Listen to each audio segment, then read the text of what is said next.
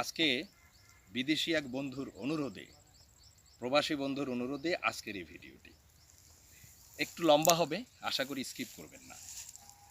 আমাদের আত্মীয় স্বজন, বন্ধু বান্ধব যারা বিদেশে থাকেন, আমরা মনে করি তারা বোধহয় বস্তায় বস্তায় টাকা ইনকাম করেন। হ্যাঁ, এটা ঠিক, তারা যা আয় করেন সেটা আমাদের মুদ্রার তুলনায় অনেক বেশি। আপনারা ভালোই জানেন বৈদেশিক মুদ্রা বাংলাদেশের মুদ্রার মধ্যে পার্থক্য কতটুকু। কিন্তু তাদের জীবনের খরচটা কি আপনারা ভেবেছেন? আমরা কেউ ভাবি না।